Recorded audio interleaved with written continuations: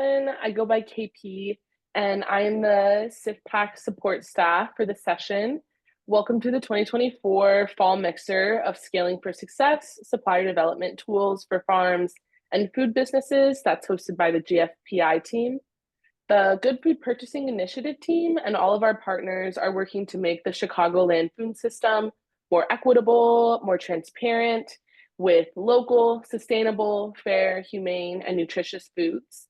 Our work includes shifting institutional procurement through the Good Food Purchasing Program. We call it the GFPP program for short. And also uplifting our suppliers with resources and events like this webinar that you're at today. Thank you so much for joining the Farm Support that's being hosted by the Farm Foundation. And our speaker here is Timothy Brennan, and I'll let him introduce himself. Great, thanks, KP. So I am Vice President of Programs and Strategic Impact at Farm Foundation. I'll tell you a little bit about myself, and then we'll talk about Farm Foundation. I grew up on a farm in northeastern Ohio. My parents were very early adopters of organic practices. We had a goat dairy. My mom was one of the creators of Mother Earth News magazine. If you've ever seen that, it's a homesteading magazine that's still published today. So I grew up in a world that's kind of popular now, but was pretty obscure then. I came to Chicago back in the 90s, we'll say. I worked at University of Chicago for over 20 years, and then about 15 years ago or 12 years ago, I came over to Farm Foundation. I live on a small farm about 35 miles south of Chicago. What I grow here is things that I'm interested in terms of climate change adaptation. So I like to be able to talk to farmers about alternative crops and alternative ideas. And so two of the things that I grow here are pawpaws, which is a native tree that is related to the banana. If you haven't tried a pawpaw, I highly recommend it. And then also hazelnuts. There's a massive demand for hazelnuts on the marketplace. Most of them come from Turkey. Most of them are produced with labor practices that we would not like here in the United States, but they are native to Illinois and they grow quickly and beautifully, and there is a market for them. And so I'm hopeful that that will be something that can be adopted by Chicago farmers over the next decade or so. So I grow them just to learn about them, and I grow a variety of heirloom fruits, vegetables, flowers, basically anything that strikes my fancy and I want to learn about. Farm Foundation was founded 91 years ago. It was a partnership between a man named Alexander Legg. Alex was the CEO of International Harvester, but he was also an important part of the FDR administration, so the New Deal. He was a key player in all of that, particularly around farm programs. So he created Farm Credit. If you're familiar with the Farm Credit financing system, Alex created that and was its first CEO. He was one of the founders of 4-H. He wrote the first Farm Bill, but he came back to run Harvester, where he had spent the majority of his career, and joined up with Frank Loudon. Frank was the governor of Illinois during the 1920s. Was passionate about farming and the future of agriculture. He was married to Florence Pullman. If you're familiar with the Pullman neighborhood here in Chicago, that's where Florence grew up. Her father was the creator of the Pullman Railcar Company. And so one really cool things that the Loudons did is they built a massive compound in Oregon, Illinois, that housed the largest dairy farm in Illinois. And it was also the most technologically advanced. They created a farm that was using electricity and electric milkers from Surge and tractors and other forms of mechanization that in the 1920s and 30s really was not common and was not seen. And so, but Mr. Loudon thought it was so important that people see and become comfortable with agriculture in the way that he saw the future of it being, which was mechanized and chemicalized. So he joined together with Alex Legge, who was very concerned about the federal government sort of being heavy-handed with farmers. He knew that farmers were fiercely independent, that they made the best decisions for their own farm, but that government had a role in supporting innovation, supporting new markets, ensuring that technology got to farmers, and also supported conservation activities. So they created Farm Foundation to move freely between private industry, higher education, and the government, all for the benefit of farmers and rural communities. So we are nonpartisan. We do not lobby. We do not advocate. We don't take sides on issues. We provide unbiased information. We're both a think tank on one side, so we do a lot of convenings. We write papers. We do just lots of things for learning and sharing. And then we produce products and projects on everything from data interoperability to farmer health to conservation to market development. And then sometimes we will launch new organizations from Farm Foundation. So we've created 5 different groups focused on ag law, farm safety, and most recently the Soil Health Institute, which is now based in North Carolina. It's a creation of Farm Foundation. We also have lots and lots of people programs at our center. And then we just opened our own demonstration farm, inspired by Frank Loudon. We opened up our innovation and education campus just a couple of weeks ago up in Libertyville, which is about 25 miles north of O'Hare, if you're not familiar with where that's at. We bought a farm similar to the one that I have. It's an 1860s farm that has a beautiful house and barn, but also we built a beautiful innovation center, and it has fields where we can grow all sorts of crops. So I'm going to share a few slides with everybody here just to talk you through a little bit more about who we are and what services might be available to farmers. I will say we work across the entire value chain. So for us, it's from seed to table. So we work with food companies, with government agencies, with higher education. We generally start working with folks once they're in college and above. But we just met with 4-H today, and we may be working with 4-H as well. But we are an accelerator and have always been an accelerator. We are focused on practical solutions in agriculture, and we focus both on people and ideas and moving those into action. And so we have kind of a funnel model where on one side we're a think tank and the other side we're a do tank. But our mission is to build trust and understanding at the intersection of agriculture and society. And I'm sure you would all agree that's needed today, probably more than ever before. So our people program. So we have something called Roundtable. It's an invitational group. It's existed since the early 1960s. It was created by the Eisenhower administration. It was an advisory council to the White House on issues of food and agriculture. It was meant to be a go-between between USDA and the White House, particularly to help the White House understand all of the changes happening in agriculture at that time. And so they stayed together. They became a part of Farm Foundation back in the 70s. They meet twice a year. It's an off-the-record meeting. It's highly representative of the entire food and ag industry. It's a really fascinating place for us to learn about what's going on in the industry, sort of those canaries in the coal mine. And so we also then have a bunch of next generation programs. So our cultivators are young college students that get to go to the roundtable meeting. Congressional fellows are, as we take congressional staffers, both from the House and Senate in Washington, D.C. We get them out of Washington and we take them onto farms and we show them what things like buffer strips look like and how animals are processed, and helping them understand the implications of the very laws that they are writing for Congress, whether it's Farm Bill or other things. We are an unbiased voice and an unbiased way for them to build connections to people that they can ask questions that they may not be getting the straight answer in Washington about. Our Young Farmer Accelerator is a program for people who are in farming who are looking to have broader experiences beyond just maybe the local farm level. This is a national farm program. It's as much about leadership as it is about learning about different styles of farming, different opportunities. Same thing with our young agri-food leaders, people that are new to the agri-food system. It's a really great leadership and network development tool. Our ag scholars are people who are pursuing a PhD in agricultural economics. This program is funded by ERS, the Economic Research Service at USDA.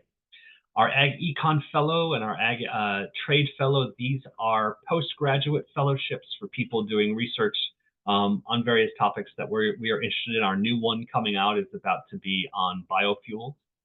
And then we have a program called Field of Future. And if you are a college student or know somebody about to go into college, this is a great program. This is sponsored by PepsiCo and Frito-Lay.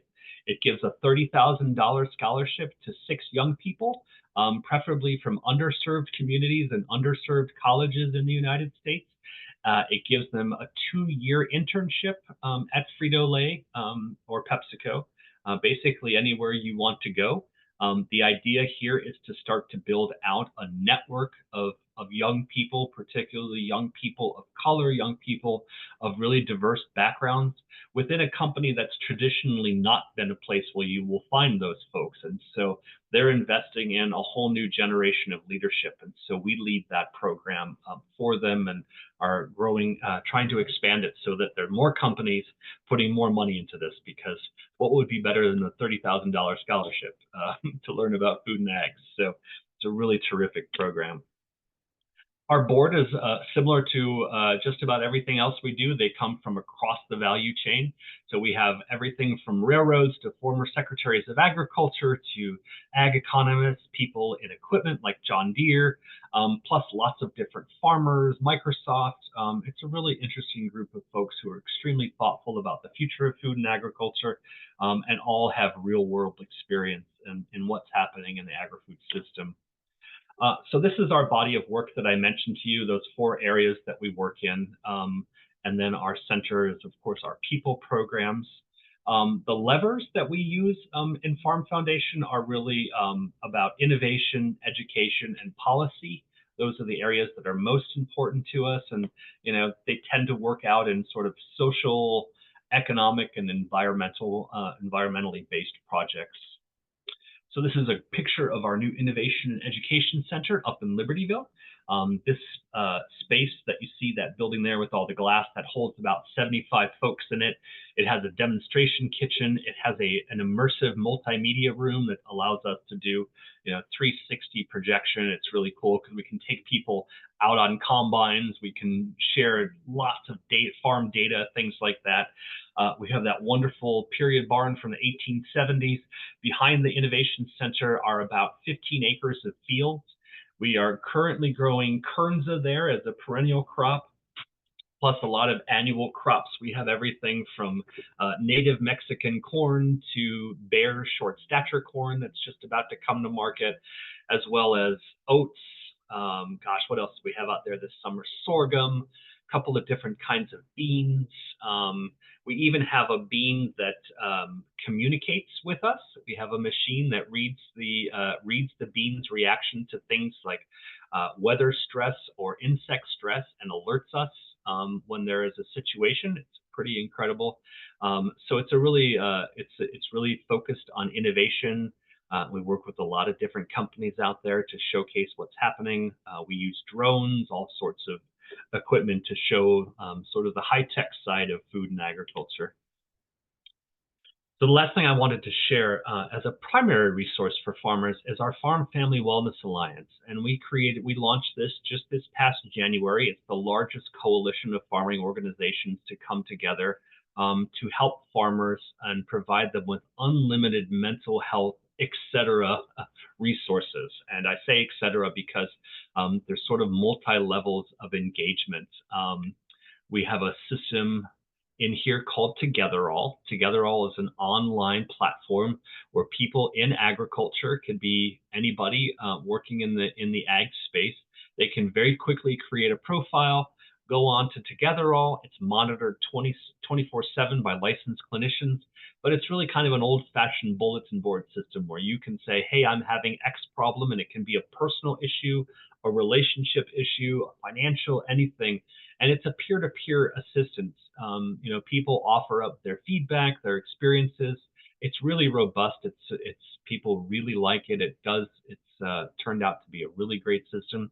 For folks that need more than just that sort of sharing or getting advice, if they need more intensive therapy or support services, including financial help, nutrition, mental health counseling, addiction, basically any other issue that you might find out there, we have something called Personal Assistance Services, which is based out of St. Louis.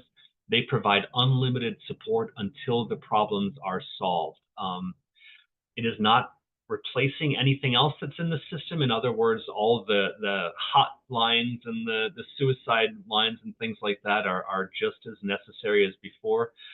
We just provide another safety net. And so it's a really, really great thing. I would encourage everybody, whether you're having issues or not, to sign up for the Farm Family Wellness Alliance, particularly Together All. It does provide also access to things like wellness apps for your phone, online courses that you can take on a whole wide range of subjects. And all of this is provided to the farming community at no cost. I'm going to stop sharing there. And the last thing I wanted to share is I co-chair something called Chicago Wilderness. I co-chair the agricultural section of Chicago Wilderness. It is an organization that has been around for about 45 years or so. It was primarily made up of all the conservation groups, kind of from southern Wisconsin all the way over to western Michigan, basically the Lake Michigan corridor. And the work Hello. that... Hold on. Are we good? The work that we do in Chicago Wilderness is really focused on finding models of cooperation between conservation groups and farming groups. And the farming area has developed pretty rapidly. And what we're focused on is preparing the agricultural community within this area, but also the greater Great Lakes region, for some of the radical change that we see coming to the food system. Some of it driven by most of it, quite frankly, driven by the environmental changes that we already see here in the Great Lakes area, but what's coming over the next 20 years or so. The changes that are happening outside of this region is already driving a tremendous amount of change. People are moving here from Texas and Arizona and California. They're buying up huge amounts of land. Your average acreage here in Illinois costs about $20,000 an acre now. And just 5 years ago, I think it was about $12,000 an acre. There are folks from, really all over the world. There's folks like Bill Gates buying up huge amounts of land, because the Great Lakes region over the next 20 years is going to become one of the most important growing regions in the world. We have the soil, we have the water, and obviously the temperatures get warmer all of the time. And in other places, it's becoming harder and harder to farm. But what we don't have is any kind of system, whether it's a food shed system, a food marketing system, or really any processing facilities beyond corn and soy in this region. It's different in other parts of the Great Lakes region, but I would say they're all sort of woefully unprepared for anything other than row crop production at this point. So we're working on a variety of projects, including converting the 6,000-acre South Suburban Airport site in Peatone, converting that to a 6,000-acre regenerative agricultural research center, so that we can really show people at scale the power of regenerative agriculture in terms of mitigating climate change, but also helping young farmers like you have access to quality land at scale, and be able to learn how to grow the crops that are going to be productive here. And so that's just something I wanted to put on all of your radar. Are we just going to put questions in the questions, or should they ask them out loud, KP? Yeah, I like to do a both and. If folks want to paste your questions in the chat, I can read those out, or you can raise your hand and we can select you and come off mute and you can ask your question verbally. Does anyone have any questions for Timothy based off what he just said, or anything about the work that he does? I see that Carmen posted it in the chat. Will there be a model developed in the Pullman community? Pullman community has been interesting. They've kind of been, I think, on the cutting edge of some things, like Gotham Greens being there, and Gotham it's collecting its own energy. I think that they've been a model, but I will tell you, they're a little hard to access. We've tried to bring in a couple of different tour groups into that area. They haven't been super open to it. There's some interesting development happening in the Deering neighborhood. If you're familiar with where that's at, that would be north of Pullman at like 85th and Martin Luther King Drive. There's an old International Harvesters plant there that was recently turned into a food waste digester. And they're collecting food waste from all of the companies around, yeah, South Deering, right? From collecting from Chicago School District, food manufacturing companies, all sorts of sources. They're turning that into both energy as a natural gas and then two organic fertilizer products. And so one of the things we want to do with that site in Piatone is to create a fertilizer distribution center for them. They're also building up a lot of community engagement around there. They're building greenhouses and public sites to produce a lot more food and produce. So I see that, and quite frankly, dotted all around the South Side, Growing Home.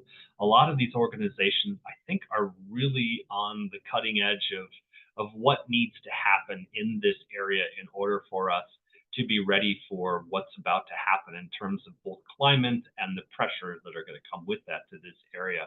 A lot of them are very limited right now by size, by being able to grow their footprint, and also by creating a workforce that sometimes there aren't jobs for them. There are now more people than there are jobs in urban agriculture in Chicago. And so I think that kind of the next step is, if you get outside of Chicago and you look at the collar communities, there's a lot of farmers that can't find workers. They can't find people to leave their farms to. They can't really see a future for their family in food and agriculture for that lack of support. So one thing I think a lot about is, how do we connect young farmers who don't have access to equipment or capital or land? How do we connect them with farmers who maybe don't have children or grandchildren to give the farm to? So we've been meeting with a foundation here in Illinois that's interested in funding a program that would introduce young farmers to old farmers, and through sort of a very constructed internship and sweat equity, that young farmer could earn a farm of their own. They would inherit a farm, because I think that's one of the only ways, to be honest, that young people are going to be able to afford to access farmland in any part of the Great Lakes, but particularly here in the Chicagoland area.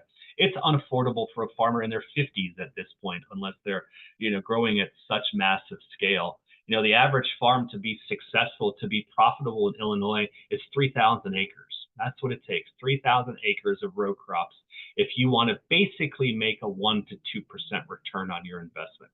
So obviously sustainability is a big issue there, but being able to purchase that kind of land and that kind of equipment, it's unattainable. So that's why some of these other solutions are really good. So I agree, Veronica, that would be an awesome program. I think that this foundation is really serious about it. They've raised about $3 million to create the program, and so we're hoping that sometime next spring we'll be ready to go with the prototype and be selecting a couple of farmers to start that. There are similar programs in other parts of the country, but I will tell you, they're small. They're really small farms. This is going to be different because we're talking about at scale Illinois large production farms. And not to brag, but Illinois farmers are the best. Illinois farmers, we're the #1 corn producer, we're the #2 soy producer, we're the #1 pumpkin producer, horseradish, garlic. This is a great state for great farmers and great extension. We have a lot of support in this state. Veronica, you can sign up on the Farm Foundation website. It's just farmfoundation.org. And you can sign up for our newsletter. And when that is announced, that farmer program, if all goes well, that's where you'll find out about it. And Stephanie, you had a question? I do. Timothy, thank you so much. You literally answered my question without me even having to ask it. So thank you. Kudos to you. Like, I am a young, aspiring farmer myself, but literally with no resources or connection, there's like no plan for me to like, how do I even get on land? So this is very much up my alley. And I know that there is so much interest within the Chicago Food Justice Rhizome Network and just networks in general here that are interested in supporting these young farmers and getting onto land. And there's huge barriers that I'm personally interested, but also like professionally invested in developing. So I would love to stay connected with Chicago Food Policy Action Council to make sure that we're plugging people into these opportunities as soon as that, like, I don't know if it's an RFP or if it's an application comes out, but connecting these people because there's plenty of them. Well, one thing too, Veronica, I see as an opportunity is it's kind of figuring out the brain trust of people like you, right? You know how to grow things in an urban garden, but what if we matched you up with a farmer? So let me give you an example. I was telling KP this story, I think, earlier, but there's a farmer I think he's in Lisle, and he's farmed like 1,200 acres, and suburbia has grown up around him. And he used to have a really great relationship with his neighbors. And then it really started to change over the past decade. And they'd knock on his door and say, my child has asthma, and it's because of the chemicals you're using on your crops. Why can't you grow organic? Why can't you grow this? Hey, can I buy milk from you? Well, he doesn't even have cows. But it was just so clear to him that he could not keep his farm going as it was, as the area around him changed. So his daughter, who's actually a banker in downtown Chicago, said, hey, Dad, I was on a flower farm up in the northern suburbs, and they make a really great living. We should grow flowers. And he's like, I'll give you 1 acre of flowers and 1 year, and let's see what happens. Well, in that 1 year, because of the community that they're in, they made $400,000 in flowers and pumpkins, and started selling donuts, and really built an agritourism thing. And he turned over the farm to his grandson, who's converting it to organic, because they're able to do that because now they've got the capital from the flower farm. But my whole point is I think there's a lot of knowledge in the farmers who are farming in the city to bring that out to the farmers here in the collar counties who really want to do something different. And that's a common theme any farmer you meet, especially in northern Illinois. Can't speak for central and southern. They've got different attitudes about things.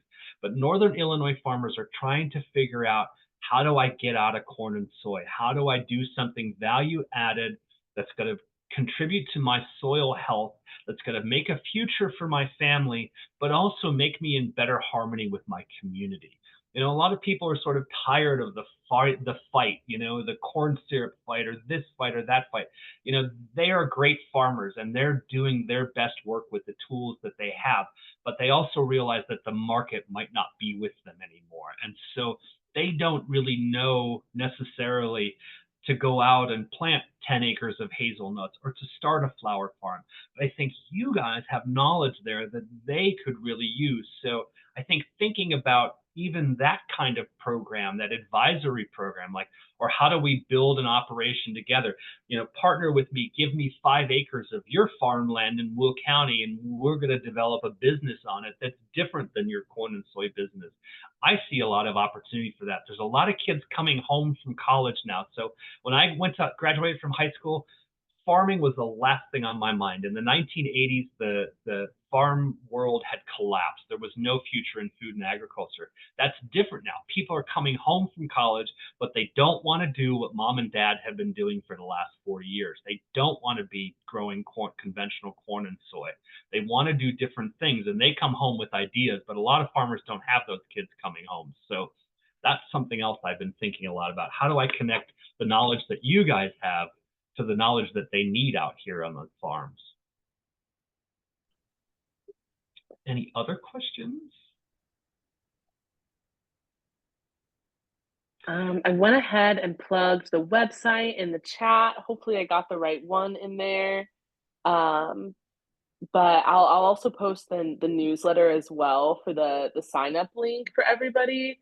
And I love the piece that you just shared, Timothy, about connecting folks in the community with folks that have the resources, with folks that need the resources, folks that have the knowledge, with folks that are looking for it. That's truly what we're trying to do here at SIFPAC, is create those relationships between folks in the ecosystem and sort of build out what that looks like, because it is so hard. I hear that all the time for what the statistic you shared about turning a profit requires 3,000 acres, and so many of the growers that we're working with are 20 acres and under, significantly under. And so just figuring out how we can do that as a community, I think is super valuable thought project. And I love that there's initiatives and things happening to sort of carry that out.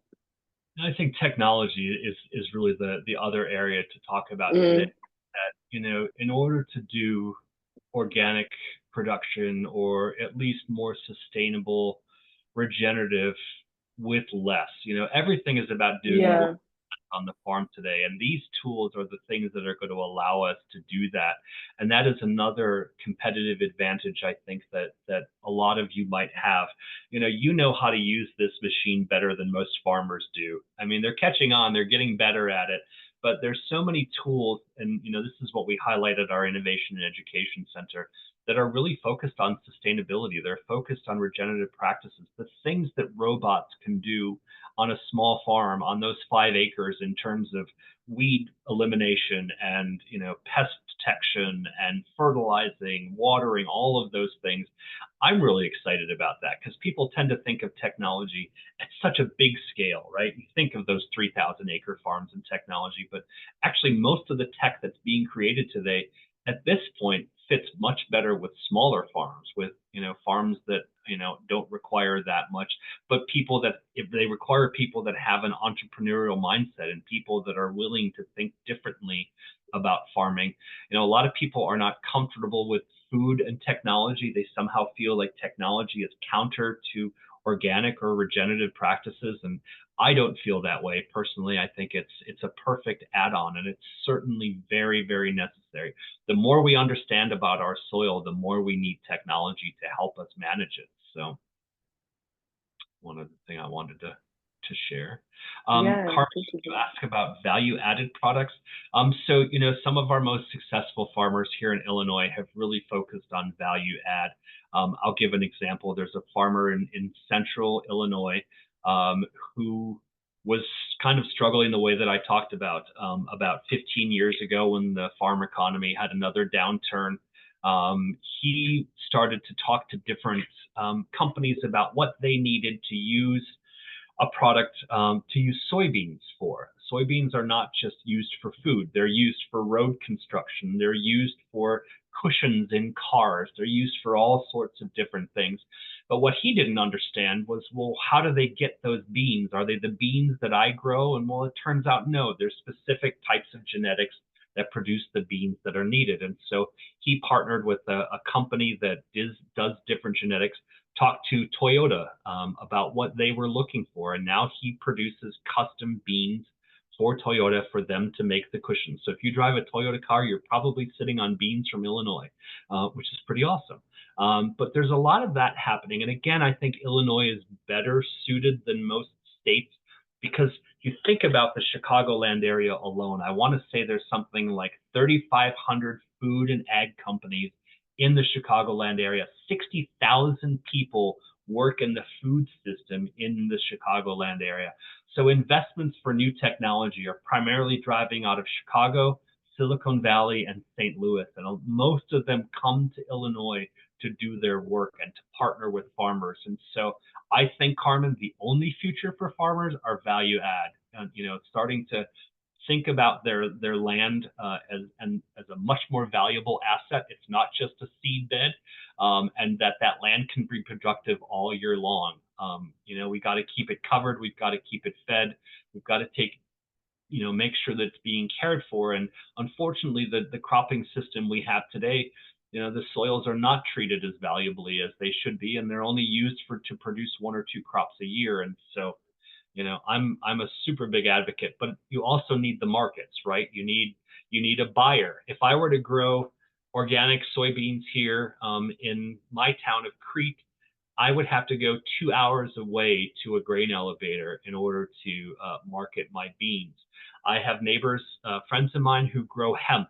They have to ship that hemp to Dallas. They lose 60% of the premium on their organic hemp oil because they have to ship it so far away.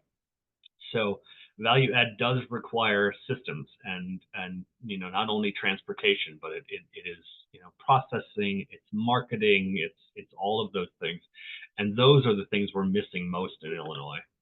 I'd say most of the Great Lakes, actually. Is everybody here from this area? I keep talking about Chicago like you're all here, but maybe you're not all from here. Folks can put a thumbs up react or drop in the chat. Thanks, Veronica.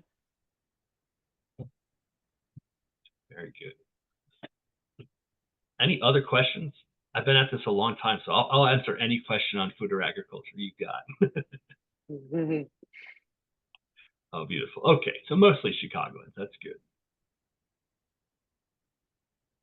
Yeah, I see we have someone earlier when folks were adding in their organization. Someone said they're an urban farmer. We also have a controlled environmental farming group. Those are the only folks that shared what they're doing. But if anyone has any questions, you can go ahead and raise your hand with the React button, drop it in the chat, come off mute. So, one thing that we're going to be examining at our next roundtable meeting is the future of biotech, and particularly around CRISPR technology, which is the ability to go into a plant or animal and turn on or off specific genes. And for some applications are pretty obvious, like resistance to disease. We can now, with CRISPR technology, help animals or plants adjust to that. Some things have been approved by FDA and USDA, which it is a joint approval process between those two federal agencies to bring these projects to market. But most of it is still in the experimental phase, but it has the ability to do things like there's a startup in Columbus, Ohio that is working on a biotech plant, actually 3 different kinds of indoor agricultural plants that will require no light, because the problem that indoor ag is energy. They consume massive amounts of energy, and in the end, most of them over the past decade have been producing greens, leafy greens, herbs, things like that. They can never sell enough of them to pay that energy bill. So you'll probably have seen around Chicago, a lot of those businesses haven't made it. So this company is trying to find ways to lower that. So, lowering the need for sunlight and chlorophyll, or helping plants find different ways to grow in those indoor systems, which is pretty fascinating.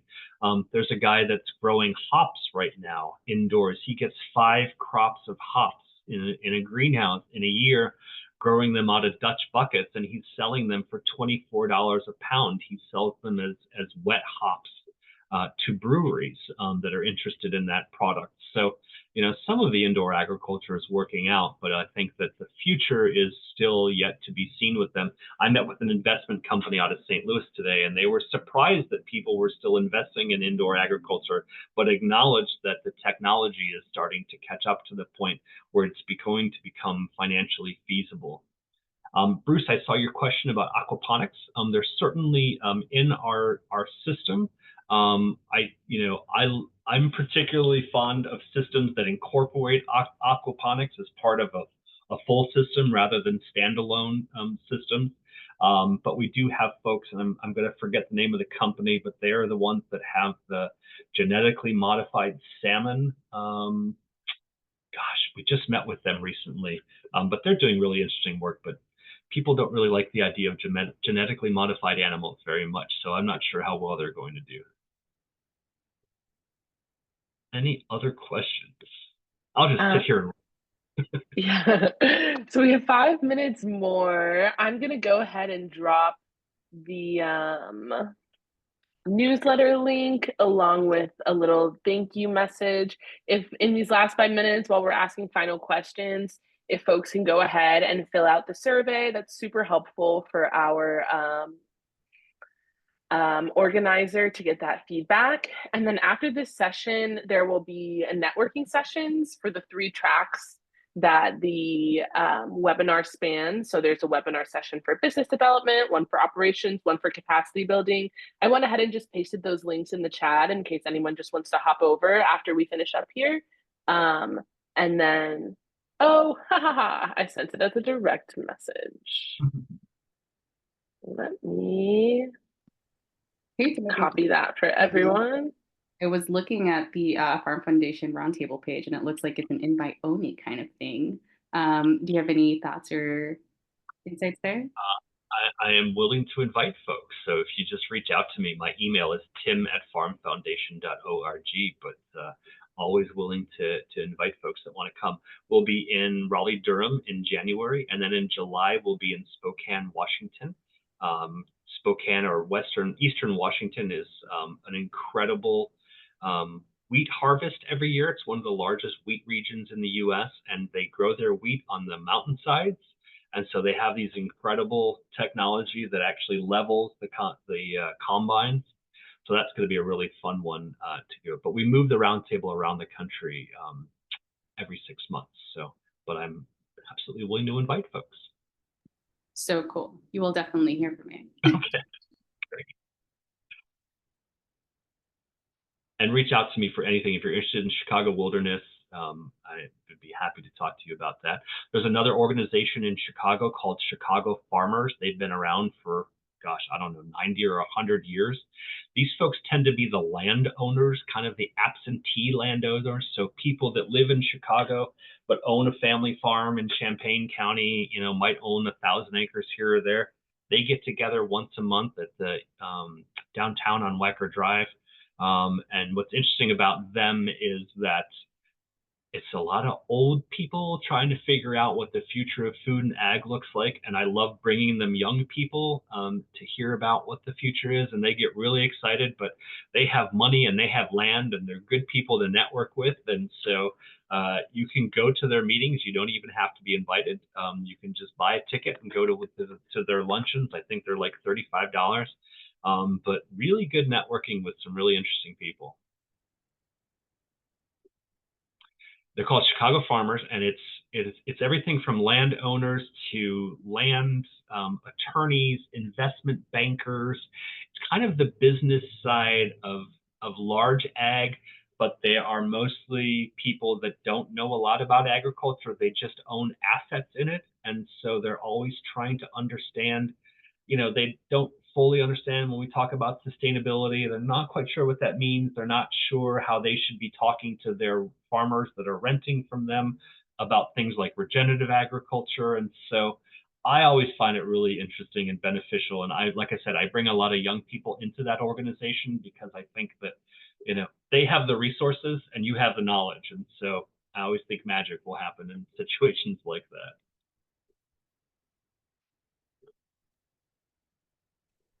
Amazing. Well, thank you so much, Timothy, for all of the information and the amazing session. Thanks for answering folks' questions.